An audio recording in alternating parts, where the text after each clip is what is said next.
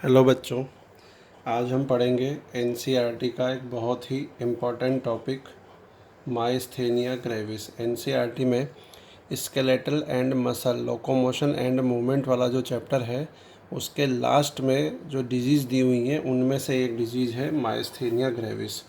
Myasthenia gravis को हम कहते हैं एमजी डिजीज़, ये ध्यान रखिएगा। माइस्थेनिया ग्रेविस को हम एमजी डिजीज़ भी कहते हैं। माइस्थेनिया ग्रेविस एक टाइप का ऑटो इम्यून डिजीज़ है। तो पहला क्वेश्चन तो यही बन जाता है कि ये किस टाइप का डिजीज़ है। Auto immune disease, auto immune disease वो डिजीज़ होते हैं जिनमें हमारा इम्यून सिस्टम हमारे सेल्फ कंपोनेंट्स के अगेंस्ट एंटीबॉडीज़ का प्रोडक्शन कर लेता है। हालांकि उसे ऐसा करना नहीं चाहिए, क्योंकि हमारे इम्यून सिस्टम का ये एक स्पेसिफिक फ़ीचर है, स्पेशल फ़ीचर है कि ये नॉन सेल्फ पार्टिकल्स या नॉन सेल्फ कंपोनेंट्स के अगेंस्ट में ही एंटीबॉडीज़ बनाता है। अगर ये ऐसा करता है तो ये बिल्कुल नॉर्मल है। लेकिन जब किसी अननोन रीज़न की वजह से हमारा इम्यून सिस्टम हमारे सेल्फ कंपोनेंट्स के अगेंस्ट ही अगर एंटीबॉडी बनाने लग जाता है तो फिर हम इन्हें कहते हैं ऑटो इम्यून डिजीज़। तो अब हमें यहाँ पर ये देखना है कि माइस्थेनिया ग्रेविस में हमारी बॉडी का वो कौन सा कंपोनेंट है जिसके अगेंस्ट हमारा इम्यून सिस्टम एंटीबॉडी बना रहा है और उससे हमें क्या नुकसान होता है।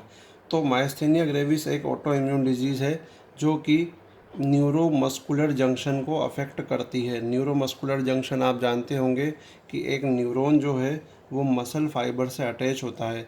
तो वो जगह जहाँ पर कि एक न्यूरॉन एक मसल फाइबर से अटैच होता है, वहाँ जो जंक्शन बनता है उसे न्यूरोमस्कुलर जंक्शन कहते हैं और उसे ही मोटर एंड प्लेट भी कहते हैं। तो जो माइस्थेनिया ग्रेविस है इट अफेक्ट्स न्यूरोमस्कुलर जंक्शन और मोटर एंड प्लेट। अब हम यहाँ पर एक डायग्राम से समझते हैं। जैसे ये हमने जो डायग्राम बनाया है ये मोटर न्यूरॉन का डायग्राम है। मोटर न्यूरॉन का जो टर्मिनल पार्ट है वो इस तरह से बल्ब लाइक होता है, थोड़ा फूला हुआ होता है, ठीक है। इसे कहते हैं सिनेप्टिक नोब। और ये जो सिनेप्टिक नोब है इसके अंदर छोटी छोटी वेसिकल्स होती हैं। इन वेसिकल्स में भरा हुआ होता है एक न्यूरोट्रांसमीटर। उस न्यूरोट्रांसमीटर को हम कहते हैं एसिटाइल कोलिन, और एसिटाइल कोलिन को हम शॉर्ट में कैपिटल ए एंड ये सी एच यानी कोलिन से शो करते हैं। तो ये सिनेप्टिक नोब हो गया और ये एसिटाइल कोलिन के वेसिकल्स हो गए। अब ये मोटर न्यूरॉन जो है वो मसल फाइबर पर आकर के जंक्शन बनाएगा। तो ये जो हमने पूरा स्ट्रक्चर बनाया है ये है हमारा मसल फाइबर। ये हो गया हमारा मसल फाइबर। मसल फाइबर की जो मेम्ब्रेन होती है इसे कहते हैं सार्कोलेमा, ठीक है। अब ये जो सार्कोलेमा है यहाँ पर कुछ रिसेप्टर्स लगे हुए होते हैं, इन्हें कहते हैं एसिटाइल कोलिन रिसेप्टर्स। ये एसिटाइल कोलिन रिसेप्टर्स हैं, इन्हें हम कोलिनर्जिक रिसेप्टर्स भी कहते हैं। वास्तव में एक्चुअली में अगर देखा जाए तो ये जो एसिटाइल कोलिन के रिसेप्टर्स हैं ये वास्तव में सोडियम के वोल्टेज गेटेड चैनल्स हैं। और जब ये सोडियम के वोल्टेज गेटेड चैनल्स ओपन होते हैं तो मोटर न्यूरॉन में जो एक्शन पोटेंशियल होता है, जैसे मान लीजिए ये मोटर न्यूरॉन का एक्शन पोटेंशियल आया, और एक्शन पोटेंशियल जब ये यहाँ पर आएगा तो एक्शन पोटेंशियल की वजह से यहाँ पर ये एसिटाइल कोलिन के जो वेसिकल्स हैं ये अपना एसिटाइल कोलिन रिलीज़ करती हैं, और ये एसिटाइल कोलिन जाकर के अपने रिसेप्टर से अटैच हो जाता है। रिसेप्टर से अटैच हो गया कौन? Acetyl choline. जब ये एसिटाइल कोलिन अपने रिसेप्टर से अटैच होता है तो यहाँ का गेट ओपन होता है। जब यहाँ का गेट ओपन होता है तो अब चूँकि ये सोडियम का वोल्टेज गेटेड चैनल है तो बाहर से सोडियम अंदर आएगा और अंदर की तरफ पॉजिटिविटी क्रिएट करेगा, और जब अंदर की तरफ पॉजिटिविटी क्रिएट होगी तो बाहर की तरफ नेगेटिविटी क्रिएट होगी।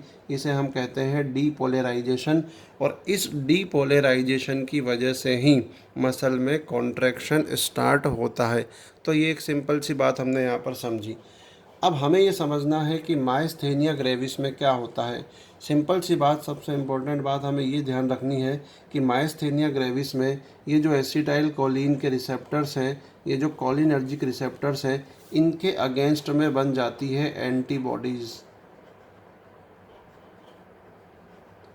इनके अगेंस्ट में क्या बन जाती है? एंटीबॉडीज़ बन जाती हैं। तो जब ये इनके अगेंस्ट में एंटीबॉडीज़ बनेंगी तो ये रिसेप्टर्स का नंबर क्या होगा? कम हो जाएगा। ये रिसेप्टर्स यहाँ से क्या होने लग जाएंगे? डैमेज होने लग जाएंगे। जब रिसेप्टर्स यहाँ डैमेज होने लग जाएंगे तो एक्शन पोटेंशियल पूरी तरह से मसल फाइबर पर ट्रांसमिट नहीं हो पाएगा, और जब ये मसल फाइबर पर ट्रांसमिट नहीं हो पाएगा तो मसल्स कैसी हो जाएंगी, नॉन फंक्शनल हो जाएंगी, उनमें कॉन्ट्रैक्शन होना कम हो जाएगा। अब यहाँ पर हम कुछ और इम्पोर्टेंट बातें समझते हैं कि पूरा का पूरा मोटर न्यूरॉन जिस मसल फाइबर से अटैच है उन दोनों को कलेक्टिवली कहा जाता है मोटर यूनिट। जैसे एक पूरा मोटर न्यूरॉन हुआ और वो मसल इस मसल फाइबर से अटैच्ड है, तो इसे हम कहेंगे, इस पूरे कंपोनेंट्स को हम कहेंगे मोटर यूनिट। अच्छा, न्यूरोमस्कुलर जंक्शन केवल ये वाला स्पेस है जहाँ पर नर्व और मसल अटैच हो रही हैं, जो जंक्शन बन रहा है, केवल इतना जो एरिया है उसे हम कहेंगे न्यूरोमस्कुलर जंक्शन या मोटर एंड प्लेट। अब जब माइस्थेनिया ग्रेविस होता है तो उससे मसल पर क्या इफेक्ट आता है, मसल में एक्शन पोटेंशियल नहीं जा रहा है, एक्शन पोटेंशियल नहीं जाने की वजह से मसल में कॉन्ट्रैक्शन नहीं होगा, और कॉन्ट्रैक्शन अगर लंबे टाइम तक नहीं होगा तो मसल्स कैसी हो जाएंगी, कंपैरेटिवली वीकर हो जाएंगी, और उनमें जल्दी फटीग आ जाएगा, यानी उनमें थकान जल्दी हो जाएगी, और अगर ये डिजीज़ ज़्यादा बढ़ जाए तो फिर उस रिलेटेड मसल में पैरालाइसिस भी हो सकता है। अब सवाल ये है कि इसका रीज़न क्या है। तो देखिए, इसका रीज़न ये देखा गया है कि जिन पेशेंट्स में माइस्थेनिया ग्रेविस होता है उनमें से 75% जो पेशेंट होते हैं उनमें थाइमस का हाइपरप्लेजिया होता है। हाइपरप्लेजिया का मतलब सेल्स का एबनॉर्मल डिवीज़न हो रखा होता है वहाँ पर, या फिर हम ये कहें कि थाइमस में उनके ट्यूमर बना हुआ होता है। तो इसलिए ये कंफर्म बात नहीं है, लेकिन फिर भी साइंटिस्ट ने ऐसा मान रखा है कि जहाँ जहाँ थाइमिक एबनॉर्मलिटीज़ होती हैं वहाँ पर ये माइस्थेनिया ग्रेविस डिजीज़ होती हैं। अब ट्रीटमेंट क्या है, ट्रीटमेंट ये है कि एंटी कोलिनेस्टरेज ड्रग्स दी जाती हैं। अब देखिए, एंटी कोलिनेस्टरेज ड्रग्स का मतलब ये हुआ कि कोलिनेस्टरेज नाम का एक एंजाइम होता है। ये कोलिनेस्टरेज नाम का जो एंजाइम होता है ये एसिटाइल कोलिन को तोड़ता है, जिसकी वजह से एसिटाइल कोलिन की कमी हो जाती है। अब यहाँ पर हमें क्या करना है, एसिटाइल कोलिन को मेंटेन रखना है।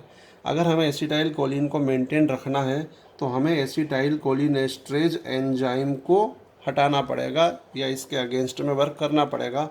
तो हम ऐसी ड्रग्स देते हैं जो इस कोलिनेस्टरेज एंजाइम के फंक्शन को न्यूट्रल कर दे, उन्हें हम कहते हैं एंटी कोलिनेस्टरेज ड्रग्स। ये ड्रग्स क्या करती हैं, एसिटाइल कोलिन के लेवल को मेंटेन रखती हैं। एंटी कोलिनेस्टरेज ड्रग्स का एग्जाम्पल हुआ नियोस्टिगमिन, या फिर कई केसेस में ऐसा देखा गया है कि अगर हम थाइमस का सर्जिकल रिमूवल कर दें तो उससे भी थोड़ा पेशेंट को रिलीफ मिलता है। अब हम ये देखते हैं कि यहाँ पर सिम्टम्स क्या आएंगे। देखिए, पैरालाइसिस ऑफ रेस्पिरेटरी मसल्स, हमने अभी देखा कि जहाँ पर भी माइस्थेनिया ग्रेविस होगा वहाँ पर मसल्स का पैरालाइसिस होगा, लेकिन अगर ये पैरालाइसिस रेस्पिरेटरी मसल्स में हो गया, जैसे एक्सटर्नल इंटरकोस्टल मसल्स और इंटरनल इंटरकोस्टल मसल्स, अगर ये पैरालाइसिस रेस्पिरेटरी मसल्स में हो गया तो पेशेंट की डेथ हो सकती है। लेकिन इसमें ऐसा देखा गया है कि फर्स्ट जो सिम्टम आता है वो आता है आई मसल्स पर। जैसे ही आई मसल्स में पैरालाइसिस होता है तो वहाँ पर आईलिड्स जो होती हैं उनकी ड्रॉपिंग हो जाती है, और जब आईलिड्स की ड्रॉपिंग हो जाती है तो उसे हम कहते हैं टॉसिस। तो ये टॉसिस जो है इसे हम कहेंगे इनिशियल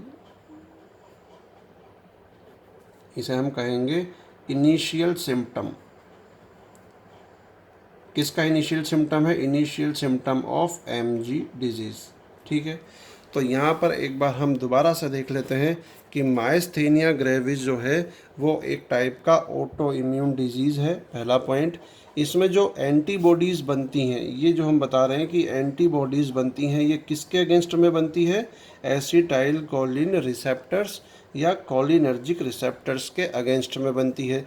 ये रिसेप्टर्स कहाँ पर होते हैं, ये रिसेप्टर्स होते हैं मसल की सार्कोलेमा पर, या फिर हम कह सकते हैं कि मोटर एंड प्लेट पर होते हैं।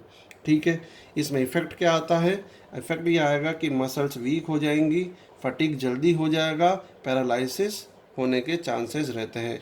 और अगर इस तरह का पैरालाइसिस अगर इस रेस्पिरेटरी मसल्स में आएगा तो डेथ हो सकती है।